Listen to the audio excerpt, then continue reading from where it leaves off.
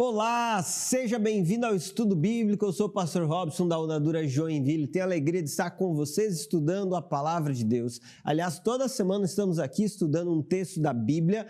Hoje não vai ser diferente, hoje nós vamos estudar Atos capítulo 13, a partir do versículo 1. E eu quero convidar você para assistir esse estudo bíblico até o fim, porque nós vamos entender de forma muito clara e profunda a resposta a uma pergunta. Aliás, é uma pergunta bem pertinente. Nós já vamos começar colocando essa pergunta aqui para vocês.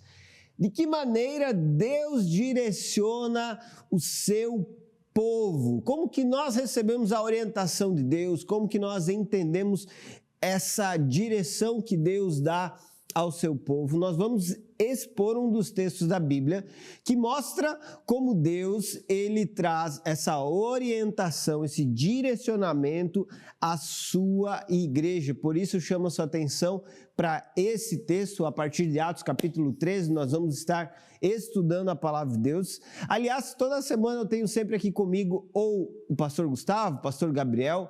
Hoje estaria o pastor Gustavo, mas infelizmente a vovó dele acabou de falecer e por isso ele não está conosco hoje. Aliás, um abraço para o Gustavo, nossas palavras aí de encorajamento, de consolo em meio a esse tempo de tristeza, de perda. Que o Senhor traga consolo para você, meu amigo, e para toda a sua família. Nós vamos continuar aqui o estudo bíblico. Hoje eu estarei então conduzindo esse tempo com vocês, estudando a palavra de Deus e compreendendo de uma forma muito mais clara o que esse texto tem para nos ensinar. Mas, gente, é muito importante, antes de nós lermos qualquer texto da Bíblia, entendermos um pouco do contexto. E o capítulo 12 de Atos está falando sobre um evento muito importante que aconteceu em Jerusalém, algo marcante na história da igreja, que foi a perseguição que resultou na morte de Tiago e na prisão de Pedro. Depois dessa perseguição, Pedro foi libertado da prisão por um anjo de uma forma poderosa, sobrenatural. Enquanto isso, a igreja estava orando, estava do lado de fora, na casa de Maria, orando e clamando ao Senhor. E Deus então levou Pedro para perto desses irmãos que estavam na casa em oração. E consequentemente Pedro disse: olha, testemunhe para as pessoas disso que Deus fez na minha vida. Diante da fuga de Pedro, os soldados romanos ficaram apavorados e o próprio rei Herodes, ele também ficou assustado. Ele mandou executar esses soldados e acabou indo em direção a Cesareia Marítima, um lugar onde ele conseguiria ter um tempo diferente, um lugar político onde ele conseguiria manter laços e relações políticas. E lá estava ele mostrando sua glória, seu poder, sua soberania, entre aspas, quando, de uma forma direta, um anjo do Senhor agora atacou ou fez com que ele fosse ferido. E o texto diz que ele morreu por causa de vermes. Deus fez com que ele ficasse enfermo, porque ele não ofereceu a glória a ele. Diante desse fato de alguém que buscou uma glória indevida, uma exaltação própria indevida, Deus trouxe o juízo. Paralelo a isso, Atos 12 fala que a palavra de Deus continuava a se espalhar e havia muitos novos convertidos. Você percebe que o capítulo 12 termina com o oposto à perseguição, que é o quê? O avanço da igreja. Deus responde a essa ação truculenta de Herodes, fazendo a igreja se desenvolver. Além disso, você percebe no último versículo que Barnabé e Saulo terminaram a missão em Jerusalém e voltaram para Antioquia, levando consigo quem? João Marcos. Então, a partir do capítulo 13, Antioquia volta a ser o centro das atenções. O que é Antioquia? É uma cidade onde estava localizada uma igreja que reunia pessoas de diversas nacionalidades. Nós vamos ver isso no texto de hoje. Uma igreja que se tornou um ponto de envio missionários, se tornou um local de treinamento e de envio de missionários para plantação de igrejas para desenvolvimento do evangelho. Se tornou mais estratégica que Jerusalém para a propagação do evangelho, e é isso que nós vamos perceber no texto de hoje, Atos capítulo 13, versículo 1. Quero chamar a sua atenção para esse texto, onde está escrito o seguinte, Atos 13, 1. Entre os profetas e mestres da igreja de Antioquia da Síria, estavam Barnabé e Simeão, chamado Negro, Lúcio de Cirene, Manaém, que tinha sido criado com o rei Herodes Antipas, e Saulo. Certo dia, enquanto adoravam o Senhor e jejuavam, o Espírito Santo disse: separem Barnabé e Saulo para realizarem o trabalho para o qual os chamei. Então, depois de mais jejuns e orações, impuseram as mãos sobre eles e os enviaram em sua missão. Bom, gente, o que nós temos ali no final do capítulo 12, início do capítulo 13, a realidade dessa igreja que acontecia em Antioquia da Síria, esse importante centro missionário. Você tem nessa igreja um lugar onde existe uma efetividade, uma família da fé, um relacionamento entre cristãos, uma atividade da fé que era sincera, que era verdadeira, que era genuína. E o que você percebe na igreja? Você percebe que ela é muito mais do que um espaço geográfico. Por perceber que a igreja de Antioquia da Síria tem profetas e mestres e tem pessoas de diversas nacionalidades, você entende que igreja é mais do que um espaço, é um grupo de pessoas. Igreja se trata sobre uma comunidade viva, se trata de pessoas que estão expressando o compromisso, a união, o serviço, a entrega, estão vivendo os dons de maneira mútua. Além disso, por localizar em Antioquia da Síria, você tem isso como sendo uma igreja local, uma igreja visível. Aqui é importante que se compreenda. Algumas pessoas questionam, eu não sou de igreja X nem de Y, porque esse negócio de placa de igreja, esse negócio de placa, desprezando a igreja local e visível. Deixa eu dizer para você, a igreja local e visível ela é reconhecida aqui na Bíblia. E você precisa entender o valor dessa igreja local e visível, segundo o que o próprio Deus estabeleceu. Nessa igreja, você tem o quê? Pessoas que exercem funções ministeriais que são distintas. Aqui diz que tinham profetas e mestres, deixando evidente que pessoas dentro da igreja têm funções ou experimentam dons ou servem através de capacitações distintas que foram dadas por Deus. O profeta, ele é aquele que tem a responsabilidade de transmitir uma mensagem de Deus, de trazer uma orientação.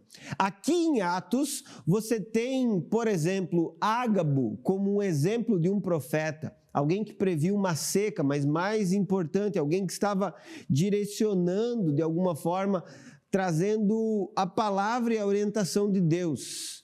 Você tem também em Atos exemplos de ações de profetas que trouxeram essa clareza para a igreja. Então, basicamente, o profeta é quem vai ser uma voz de Deus. Nós temos no ofício profético do Novo Testamento uma distinção do que acontecia lá no Antigo Testamento. E você percebe, por exemplo, que os profetas do Antigo Testamento, eles diziam, assim diz o Senhor. E essa expressão ela era carregada da responsabilidade ou carregada de um peso de autoridade vinda do próprio Deus. E esses profetas no Novo Testamento, eles tinham essa compreensão de ser um porta-voz de Deus, mas não nesse mesmo sentido autoritativo como aqueles que escreveram os textos bíblicos, sendo os profetas maiores ou os profetas menores que você tem no Antigo Testamento. Você entende que eles foram vozes do Senhor e trouxeram então essa orientação à igreja do Senhor. E obviamente quando você diz que existem pessoas que são vozes de Deus, desde o início da igreja, nós continuamos acreditando que ainda hoje existem vozes de Deus, pessoas que são instrumentos do Senhor para transmitir a sua mensagem, mas isso não quer dizer a pessoa que vai predizer todo o futuro, não quer dizer uma pessoa que vai ter a capacidade de ler todos os eventos que vão acontecer amanhã, como alguns acham que um profeta de Deus acaba sendo um cartomante, né? Que vê o futuro e nesse sentido está sabendo tudo o que vai acontecer no dia seguinte. Não, ele é aquele que traz apontamentos segundo a palavra do Senhor. É aquele que traz uma clareza e uma direção segundo a palavra de Deus. E o mestre é aquele que ensina, é aquele que instrui, é aquele que traz o fundamento, é aquele que consegue ensinar a doutrina com clareza, mostrando para as pessoas o lugar que elas devem ocupar, mostrando para as pessoas aquilo que elas devem crer, aliás, aquilo que elas devem pensar sobre Deus.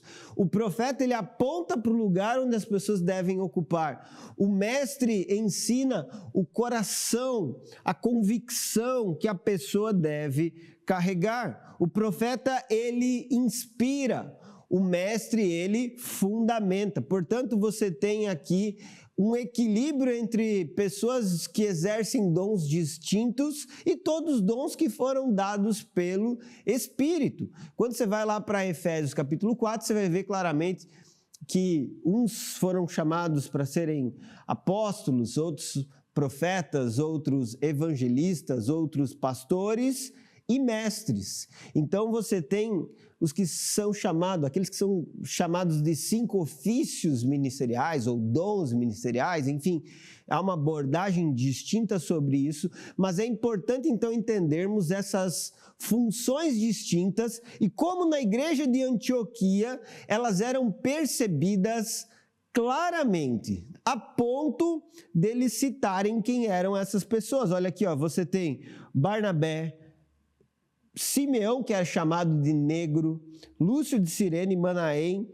e também Saulo. Bom, começando pelo queridíssimo Barnabé. Era seu nome Barnabé, natural de Chipre, também chamado de José das Consolações. Homem bom e piedoso, cheio de fervor e fé, homem de Deus. Se você é mais antigo da igreja, você percebeu que acabei de recitar um corinho, é isso mesmo, uma música muito antiga que era cantada em nossas igrejas. Barnabé é um referencial de quê? De uma pessoa que é encorajadora e pacificadora. Barnabé é um homem que tinha já no seu nome essa palavra relacionada a alguém que se coloca do lado, o filho da consolação. Talvez tenha sido até um nome acrescentado a ele por essa característica que era muito própria dele, de ter um coração sacrificial, generoso e uma disponibilidade de ser um grande discipulador. Ele discipulou Saulo, o apóstolo Paulo, ele também depois se importou com João Marcos e cuidou dele. Enfim, Barnabé é um exemplo de consolação. Temos também Simeão, que é chamado de Níger ou Negro.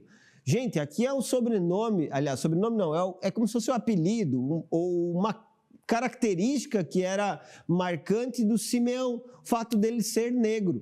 E nesse sentido, obviamente, não existe qualquer tipo de racismo, tá bom? É importante que fique claro que ele era identificado como Níger ou negro, exatamente mostrando que era uma característica étnica dele, era uma característica própria da vida dele, mostrando que ele era alguém que tinha uma diversidade que chamava atenção diante da igreja. O Simeão, mas qual o Simeão? O Simeão negro.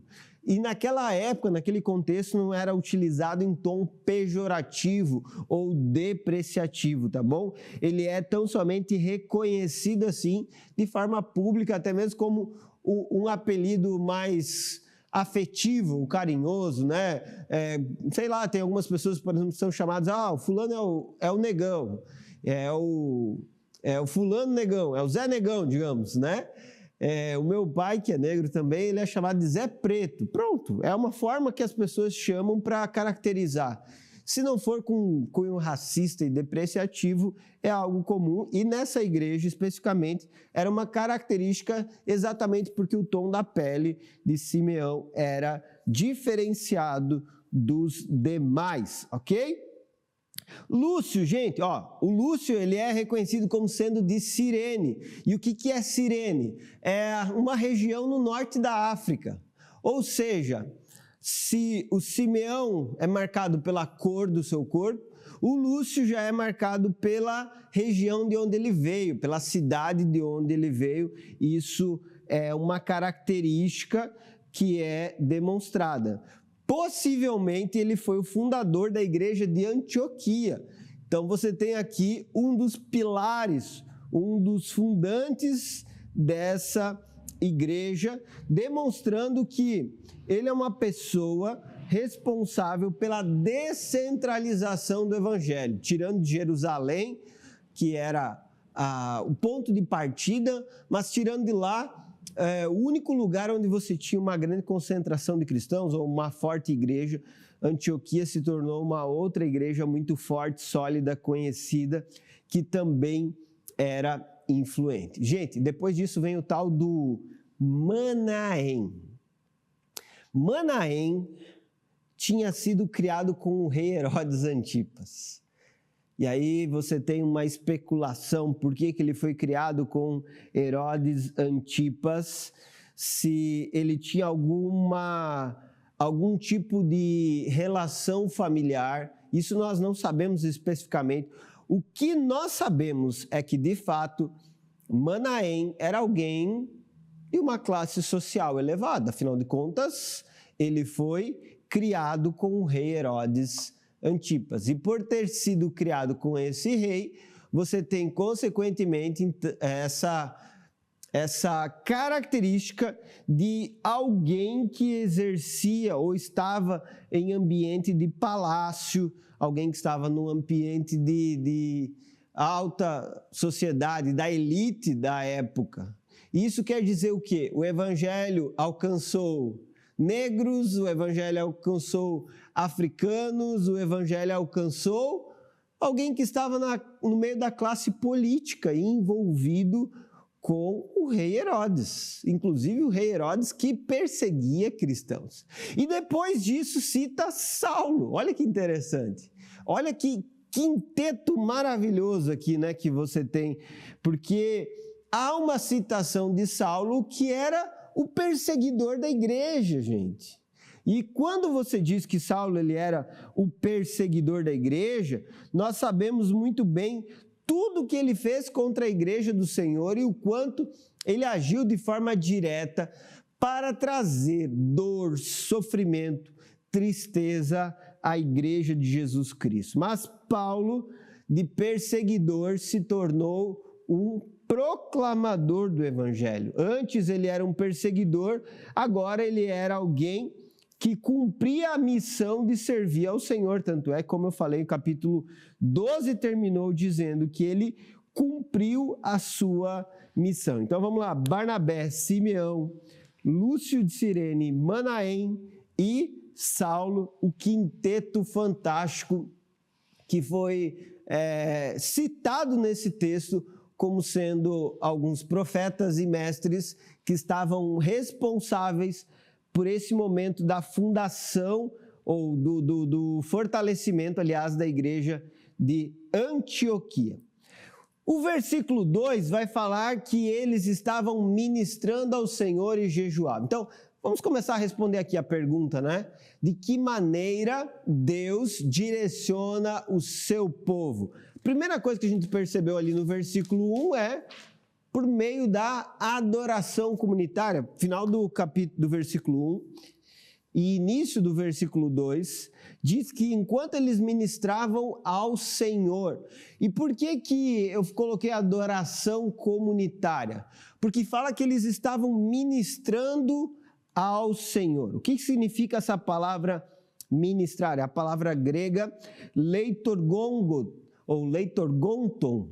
É uma palavra que era usada para o serviço dos sacerdotes no templo, mostrando que eles estavam realizando uma adoração profunda, eles estavam dedicados. Lembra da palavra liturgia? É uma palavra que tem uma característica semelhante a essa. Então, a liturgia falava sobre uma adoração, sobre uma prática de serviço, sobre uma atitude constante de realizar um trabalho diante da comunidade em que eles estavam prestando culto e adoração ao Senhor. A primeira ideia que o versículo 2 vai trazer é de que eles ministravam ao Senhor. Inclusive, algumas traduções colocam como se fosse a oração, como se eles estivessem orando e falando com o Senhor. Independente exatamente de como cada tradução vai trazer, o sentido da palavra em grego é: eles estavam vivendo a comunidade, a adoração comunitária. Eles estavam vivendo uma fé que compartilhava. E é assim que Deus direciona o seu povo, de maneira comunitária.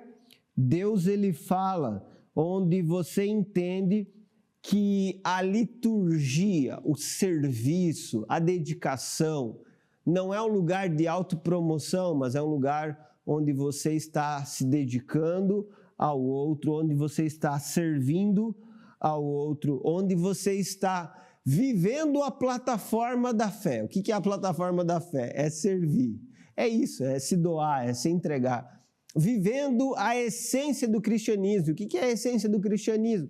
É a doação, é a entrega pelo outro, é o auxílio ao próximo e, consequentemente, você tem o jejum, que é apresentado também nesse texto como uma postura de dependência. Jejum e oração, duas palavras que são paralelas, obviamente, atitudes que devem ser feitas de maneira contínua na caminhada de fé. E uma das coisas que eu mais gosto de falar sobre jejum e oração é que elas expressam, essas duas palavras expressam, essas duas ações expressam o quanto nós dependemos de Deus, o quanto nós estamos dedicados ao Senhor, o quanto nós estamos comprometidos em seguir ao Senhor, através de disciplina espiritual que vai expressar a nossa sensibilidade a Deus. Gente, quem aqui já jejuou sabe do que eu vou dizer agora. Ao jejuar, você está desagradando a si mesmo, você está realizando um ato de profunda contrição, você não está se esbanjando lá numa mesa com um manjar, não, você está reclinando o seu corpo, dedicando o seu corpo a um momento de reflexão, de análise, onde o alimento não está sendo o centro da tua vida, mas uma dedicação ao Senhor, querendo viver essa dependência do Senhor. Detalhe, gente, você pode fazer o jejum individual, mas de alguma forma a igreja decidiu, nesse contexto, viver um jejum coletivo. E nesse jejum coletivo, disse o Espírito Santo, ou seja, houve uma intervenção direta do Espírito Santo. Deus falou com eles. Deus lhes deu uma clara orientação sobre o que eles deveriam fazer. O Espírito Santo falou, é uma instrução, é um modelo de que sempre a igreja depende da orientação que vem de Deus. E que de alguma forma nós, enquanto igreja do Senhor, desde Atos capítulo 2, de maneira direta, depois do derramar do Espírito, nós podemos ter a certeza que nós somos instruídos e guiados pelo Espírito Santo. Nós podemos depender dele.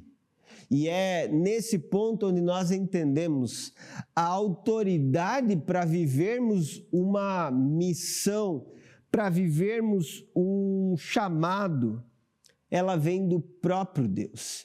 E a direção de Deus, que aqui eu digo que foi direta, através da ação do Espírito Santo, disse: separai-me Barnabé e Saulo. Ou seja, escolheu 2 homens entre esse grupo. Aliás, Saulo foi o último citado, né? Mas, a partir de Atos capítulo 13, ele se torna um personagem principal. Inclusive, capítulo 13 é um marco, gente. Um marco porque você tem uma transição. Você sai de Jerusalém e você chega em Antioquia. Você tinha Pedro como um personagem principal desde o capítulo 2. A partir do capítulo 13, você tem o apóstolo Paulo. E antes, basicamente, a missão estava direcionada aos judeus. Mas a partir do capítulo 13, demonstrado até mesmo, a partir do número de pessoas gentias que eram de várias nacionalidades, você vai perceber que o objetivo da pregação do evangelho é gentios e não mais judeus. Você sai desse grupo de samaritanos até mesmo, que é uma miscigenação, você sai desse grupo de judeus que estavam em Jerusalém ou até mesmo na Judéia, e agora, a partir do capítulo 13, então, você vê a ênfase da igreja em alcançar os gentios. E o envio é feito através de Barnabé e Saulo. Por que Saulo, né? Por que até aqui ele está sendo chamado de Saulo? Porque é o nome dele até ele ser enviado. Paulo, ele é chamado de Saulo até ele ser enviado para essa missão, que começa no capítulo 13 e no versículo 9 especificamente, ele é chamado pela primeira vez de Paulo. Paulo é o nome romano dele. Saulo tem uma referência a Saul, o rei Saul, que é o seu nome que vem da origem judaica. E o que você tem, então, na história de Paulo a partir disso, né? Uma percepção de que a partir do momento em que ele é enviado de fato a cumprir a missão entre os gentios, ele assume esse nome que é um nome romano e um nome que é mais compreensível para esse mundo, para onde ele está saindo, para esse grupo de pessoas para onde ele está indo pregar o evangelho. Detalhe que o Espírito Santo direciona para uma obra que ele tem na vida de Barnabé e Saulo. É uma direção específica. Eu tenho uma obra específica com eles. E é muito precioso você entender que lá no capítulo 9, Paulo já tinha sido chamado. Importa que ele saiba o quanto tem que sofrer pelo meu nome. Mas somente aqui no capítulo 13 é que esse chamado ele se efetivou. E sabem, meus irmãos, que isso ensina um pouquinho para nós? Nos ensina que nem sempre o momento em que Deus chama a alguém é o momento em que ele vai cumprir plenamente o chamado que ele estabeleceu.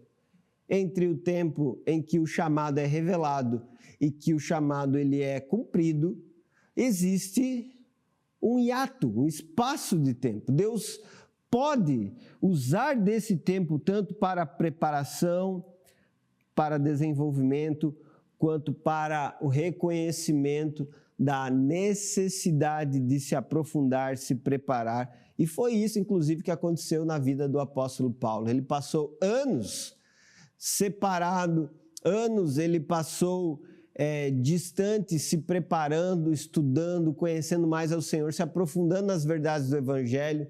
Desde que ele se converteu, ele teve diversos anos onde ele precisou ser fundamentado, preparado para então ele cumprir integralmente o chamado que Deus lhes deu. Entendendo o seguinte: se a orientação é direta através do Espírito Santo, o chamado não pertence ao homem, nem pertence à própria igreja, mas é um chamado de Deus.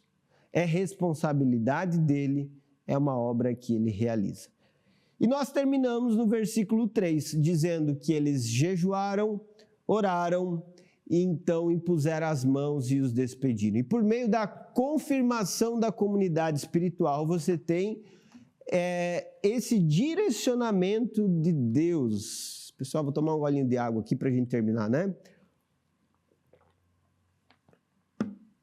Vamos lá, para nós entendermos então o jejum e a oração. Ou seja, depois que eles tiveram essa clareza, jejum e oração novamente sendo citado é uma expressão da prática, do costume da igreja. Eles tinham o costume de orar e jejuar. Eles tinham o costume de estar juntos fazendo isso.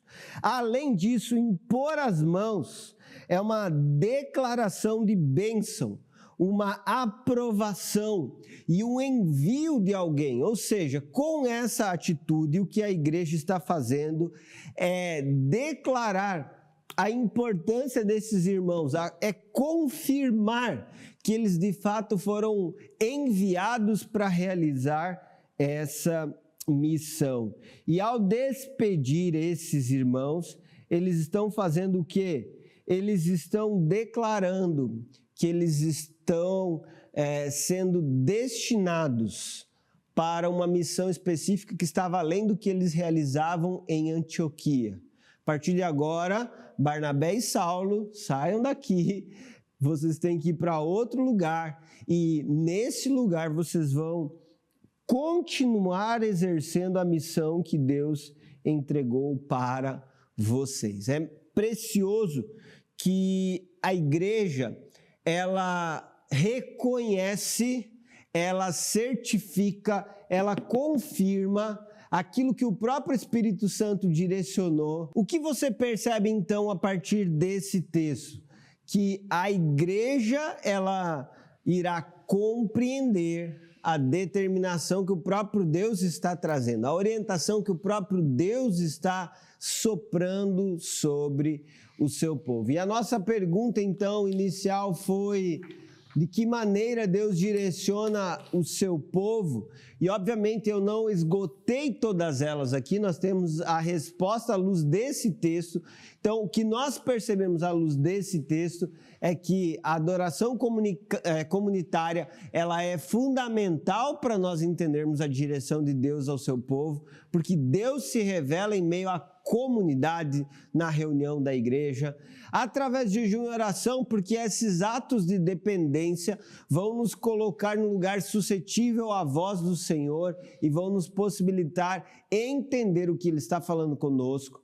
Também a voz do Espírito Santo, a direção do Espírito Santo é algo que vai trazer essa clareza e direção, e acima de tudo não, e no final de tudo, nós temos a confirmação da comunidade como sendo aquele selo que ratifica o que Deus deseja. A comunidade, a unidade da igreja vai testificar que realmente Deus, Ele está dando essa direção, está instruindo dentro desse propósito. Diante desse estudo bíblico, fica aqui o chamado a você buscar viver em comunidade e, ao viver em comunidade, também se entregar completamente ao Senhor, sabendo que Deus vai falar no meio da comunidade, na comunhão. Por exemplo, numa pregação, num tempo de estudo bíblico, num tempo onde vocês estão num grupo pequeno, Deus fala de diversas formas ao seu povo. E, gente, tudo que Deus falou para Barnabé e Saulo viverem, eles vão viver. A partir da semana que vem no estudo bíblico, vocês vão ver isso de forma detalhada, como eles começaram a viver a primeira viagem missionária, e você precisa participar desse estudo. Certamente Deus vai ministrar poderosamente ao seu coração. Deus abençoe a tua vida. Um abraço, até o próximo estudo bíblico.